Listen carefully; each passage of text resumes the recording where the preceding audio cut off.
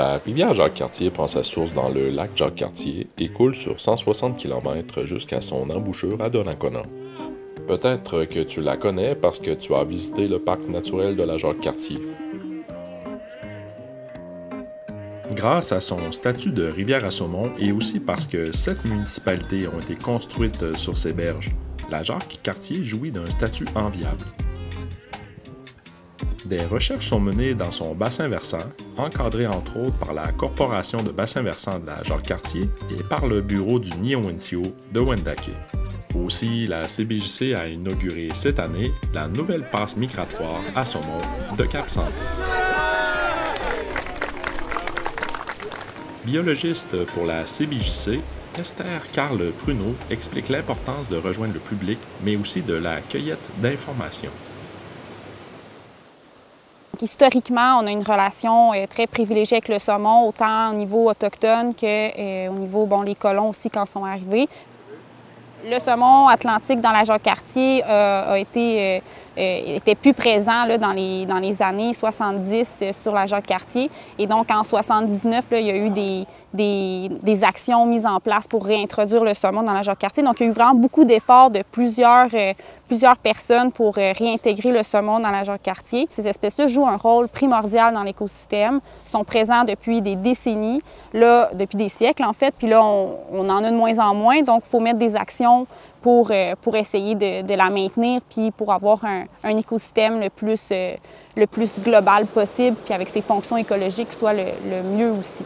Dans les dernières années, la corporation, la CBJC, en collaboration avec d'autres partenaires aussi, tout dépendant des projets, a fait plusieurs caractérisations d'habitats. Donc, par exemple, en 2018, on a été capable de caractériser beaucoup de frayères présentes sur la Jacques-Cartier. On en a dénombré à peu près 120 frayères, donc du parc de la Jacques-Cartier, qui est pas mal le plus au nord qu'on a accès, puis qui est aussi une des... On suppose que c'est la partie la plus au nord que les saumons vont se rendre pour frayer, jusqu'au barrage Pont-Rouge. Donc, les équipes, on a eu des survols en hélicoptère pour aller distinguer différents types, pour voir si l'habitat était possible pour être une frayère. Donc, une frayère à saumon, c'est un endroit qui va être pas trop creux, avec un peu de courant, mais vraiment pas un courant adéquat, et beaucoup de gravier. Donc, ils sont très la granulométrie, donc le type de gravier qu'on retrouve dans l'habitat est très important pour le saumon, pour frayer. Donc, l'équipe a réussi à dénombrer puis à caractériser plusieurs frayères. Fait que ça, c'est déjà une donnée qu'on a maintenant puis qu'on connaît les sites importants de reproduction pour le saumon. Puis bon, la reproduction, c'est ce qu'ils viennent faire dans notre rivière, donc c'est vraiment important de bien connaître ces habitats-là. On a dénombré les refuges thermiques présents dans la rivière Jacques-Cartier. Un refuge thermique, qu'est-ce que c'est? C'est en fait un endroit dans la rivière qui va être plus froid que le restant du tronçon de la rivière. Donc, tout ça a été dénombré encore une fois en hélicoptère avec une image thermique. Donc, ils ont passé la rivière Jacques-Cartier, puis on était capable de déceler, OK, ici, c'est plus froid que là. Donc, on a trouvé plusieurs endroits qui auraient des anomalies thermiques, puis on était capable de caractériser certains milieux, puis de valider certains sites qui étaient effectivement des refuges thermiques où on retrouvait des différences de température de 3 degrés, 4 degrés entre la rivière et ce site-là de la rivière. Pourquoi c'est important? Les eaux se réchauffent de plus en plus, les eaux de rivière, autant même au nord, l'eau est de plus en plus chaude avec les réchauffements climatiques. Puis nous, à la Jacques-Cartier, comme on est une des rivières, on est la rivière à saumon la plus à l'ouest du fleuve et donc plus au sud aussi, on est une rivière très chaude. Donc on peut atteindre là, des 24, 25, pas souvent 25, mais plus 23, 24 degrés l'été, la rivière. Puis pour le saumon, une température fatale, c'est 25 degrés. Je reprends la température de l'eau pour être sûr qu'il n'y ait pas un trop gros écart entre la température de la rivière là-bas, celle-là du bassin, puis la température ici.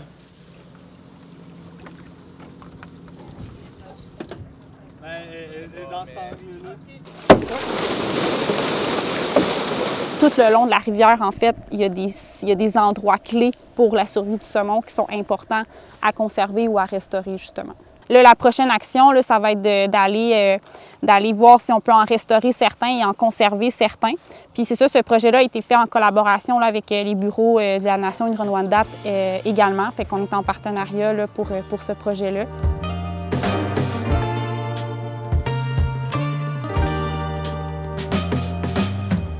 pour les scientifiques autant que pour le grand public. C'est important de comprendre nos cours d'eau. Le parc familial des berges de Donnacona est un bon endroit pour aller à la rencontre de la Jacques-Cartier.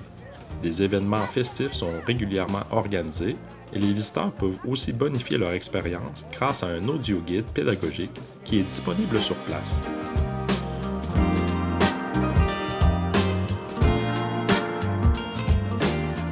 La brasserie La Fosse est un autre endroit où on peut apprécier la rivière. Le brasseur Philippe Bertrand nous présente le concept de La Fosse, inspiré des saumons de la Jacques-Cartier.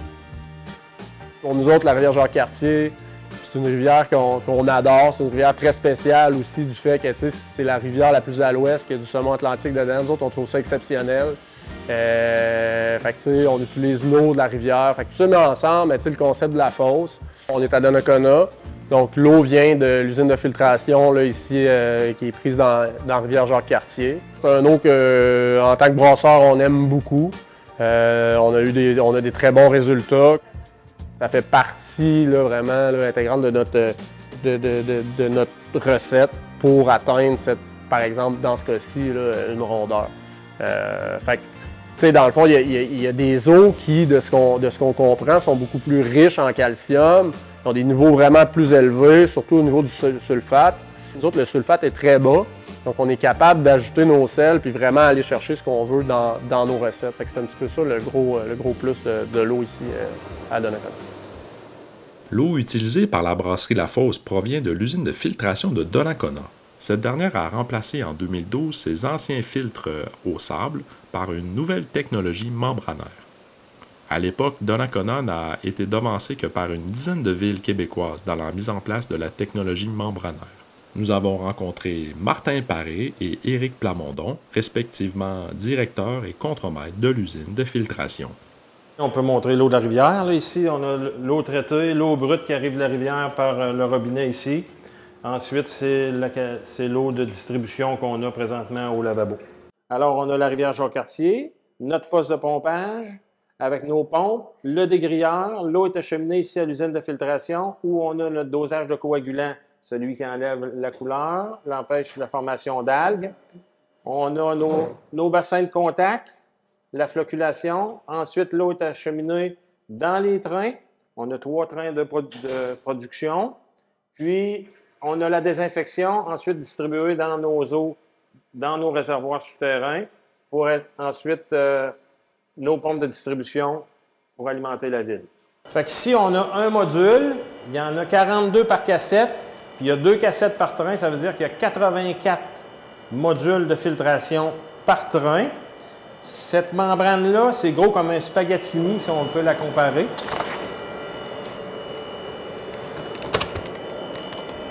On peut voir l'intérieur.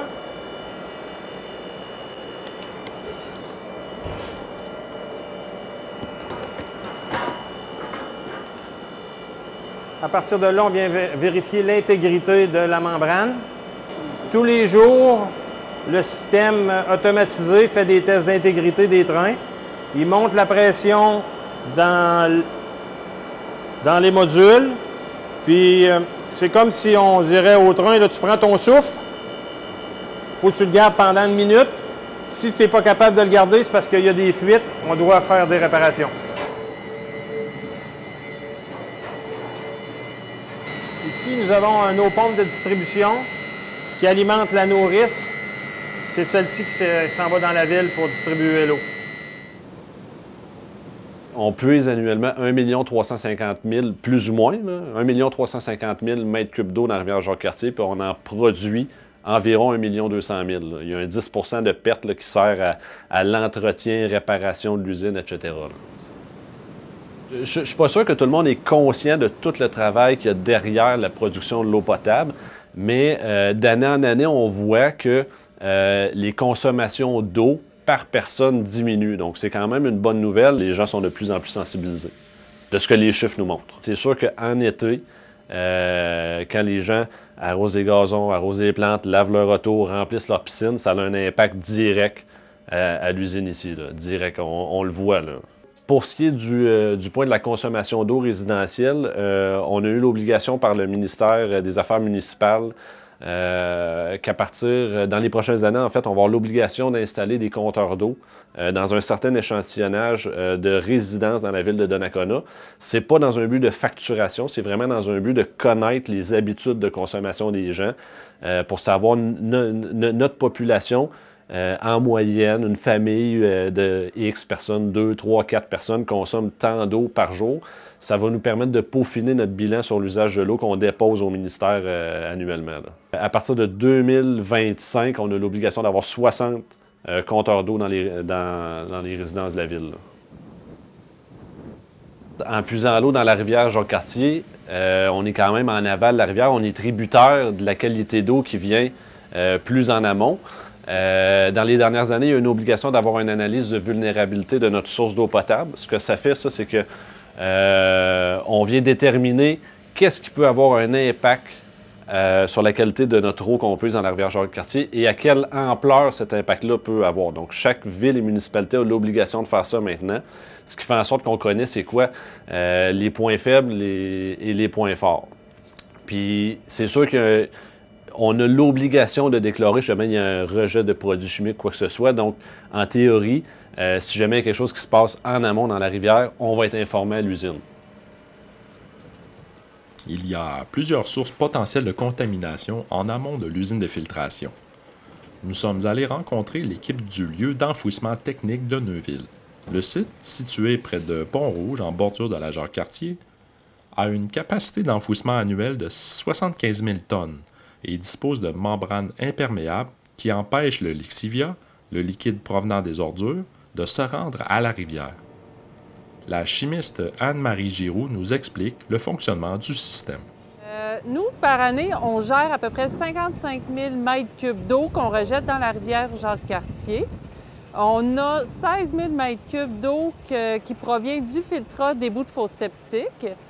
Et puis, ce qu'on voit derrière moi, c'est le bassin d'accumulation qui contient à peu près 12 000 mètres cubes d'eau. J'ai 5 bassins avec plein de bactéries qui vont essayer de traiter mon eau.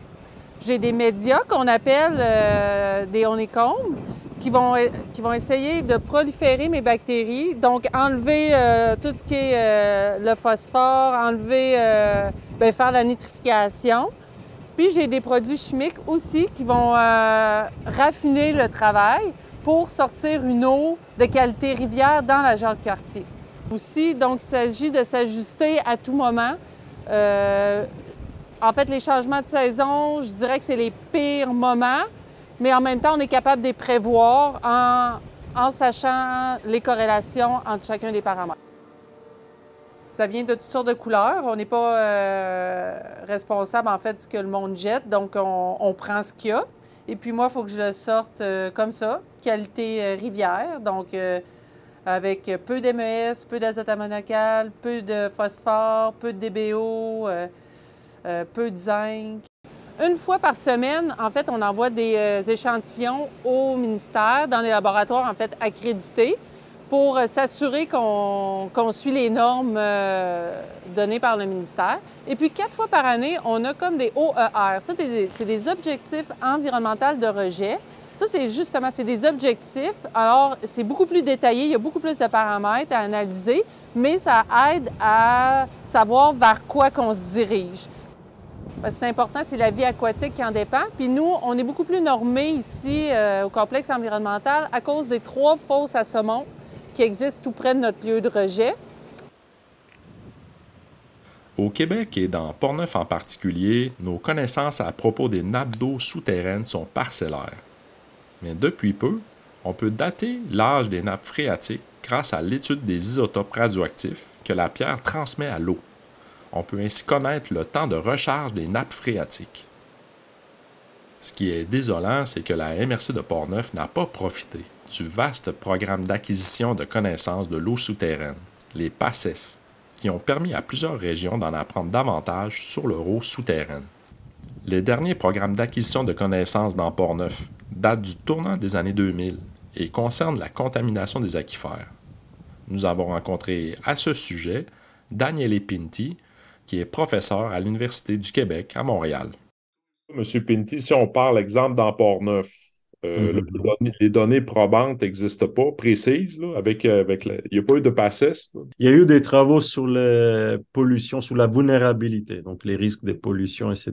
Il y a eu beaucoup de travaux, mais effectivement, il manque, par exemple, les travaux concernant les datations de l'eau. Donc, c'est clair qu'on peut, juste avec les paramètres essentiels du cycle de l'eau, ça veut dire les quantités de précipitations, d'évapotranspiration, donc combien s'évapore à nouveau, etc., avoir un bilan hydrique total et donc calculer grosso modo qui sont les volumes.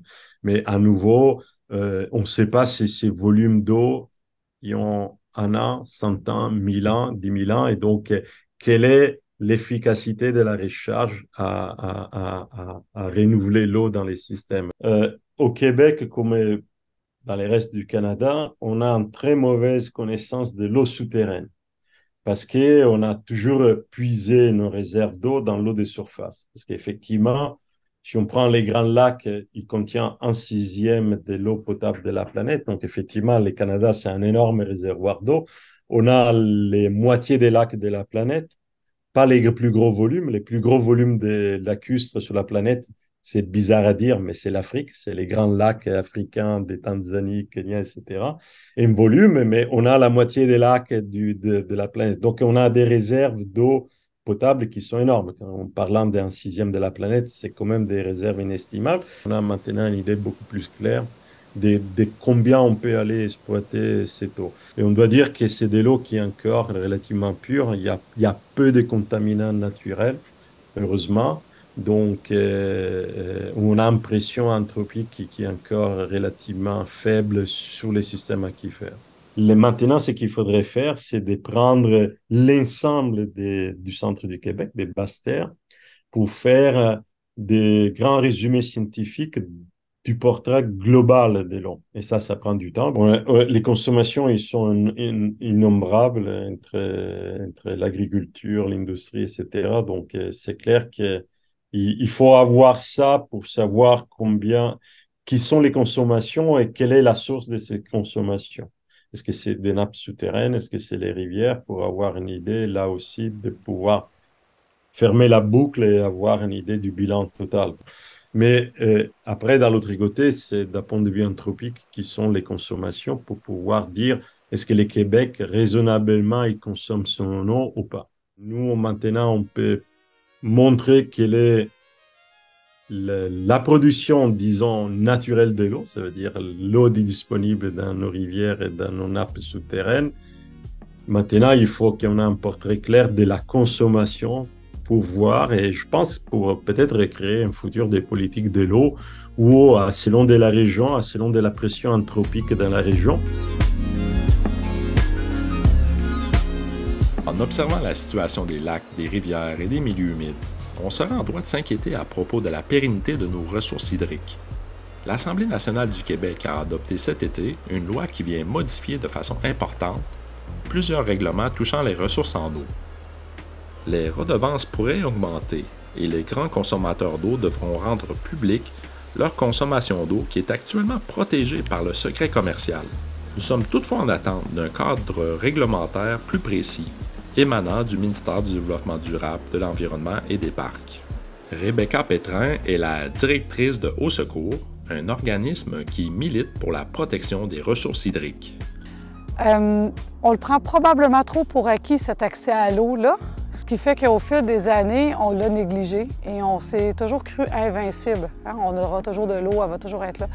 Malheureusement, au fil des dernières années, on commence à se rendre compte au Québec que finalement, c'est assez fragile et précaire, cet accès à l'eau-là. Un des premiers problèmes, en fait, c'est le manque de connaissances, le manque de données. Autant que pour la qualité des eaux, mais également pour la quantité des eaux. Nous n'avons pas, à l'heure actuelle, le portrait exact de combien d'eau est prélevée et où et quand. Donc, il y a des cas comme ça où il y a des grands demandeurs en eau qui viennent s'installer. Et puis, c'est mal calculé, et là, c'est les citoyens qui manquent d'eau. Donc, on a d'autres exemples de grands consommateurs d'eau. On a des industries d'embouteillage d'eau, transformation alimentaire. Il y a également des industries du divertissement, comme on pourrait penser au village Vacances Valcartier, qui utilise énormément d'eau pour les glissades, les piscines et autres. Le problème, c'est que ces commerces et industries-là, lorsqu'ils prélèvent les données d'eau, ces données sont envoyées au ministère de l'Environnement et jusqu'à présent, ce qu'on nous a répondu lorsqu'on a demandé à avoir ces chiffres-là pour pouvoir prévoir leur utilisation d'eau, on nous a dit que c'était un secret commercial. Donc, c'est caché. La seule personne qui a accès à ces données-là encore aujourd'hui au Québec, c'est le ministère de l'Environnement. Ni les organismes de bassin versant, ni les MRC, ni les municipalités, ni les organismes comme Eau Secours n'ont le droit d'avoir ces chiffres-là. C'est donc encore aujourd'hui impossible d'assurer une gestion responsable de l'eau tant aussi longtemps que ces chiffres-là vont être cachés à ceux qui en ont besoin, en fait, pour développer le territoire. Si le gouvernement reconnaît l'eau comme étant une ressource collective, il se doit de rendre à 100% transparent toutes les données entourant cette ressource-là. Sinon, ça nuit à la gestion responsable de l'eau et c'est les citoyens du Québec qui vont vivre avec les impacts d'une mauvaise gestion de l'eau.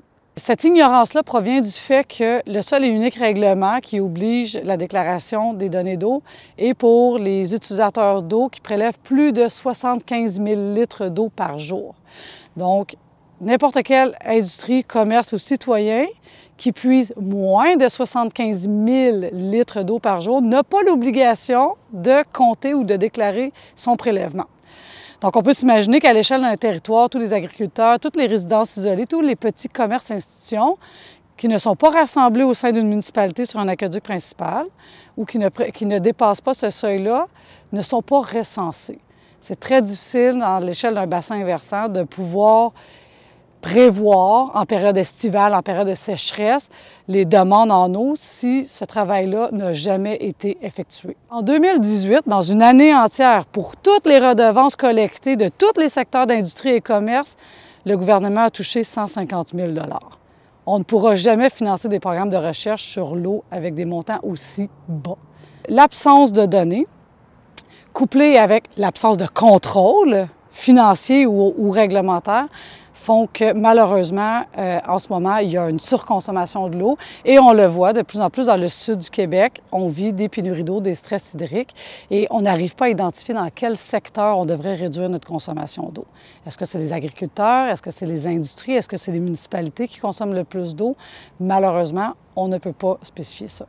On a eu plusieurs régions dans le sud du Québec, surtout en Montérégie, en Estrie, où des agriculteurs ont dû se faire livrer des citernes d'eau pour pouvoir arroser leurs champs. Il y a des municipalités qui se sont fait livrer également de l'eau parce que le puits municipal ou les puits résidentiels étaient à sec. Trop souvent, c'est les citoyens qui sont aux prises avec l'obligation de restreindre leur consommation. Donc, on entend souvent parler dans les municipalités de mesures de réduction de consommation, alors que si on se fie à l'échelle internationale, les données qu'on a, c'est moins de 2 % de l'eau qui est utilisée à la maison. C'est plus de 70 % en agriculture et 25 % en industrie. Donc, si on veut réellement réduire notre consommation d'eau, c'est pas à la maison où c'est le plus efficace. On doit souder ensemble, puis vraiment se battre pour que le patrimoine du Québec, autant l'eau que les forêts, que le minerai, que les terres agricoles, demeurent aux Québécois et pour le bénéfice des Québécois, c'est très important. Voilà, c'est tout pour ce 8e et dernier épisode d'Histoire d'eau. J'espère que la série t'a donné envie de profiter de nos rivières et de nos plans d'eau, de les habiter et de les protéger. On se laisse sur des images de l'ancienne papeterie qui se trouve à l'embouchure de la Jacques-Cartier. La ville de Donnacona a annoncé qu'elle serait bientôt démantelée pour faire place à un développement immobilier.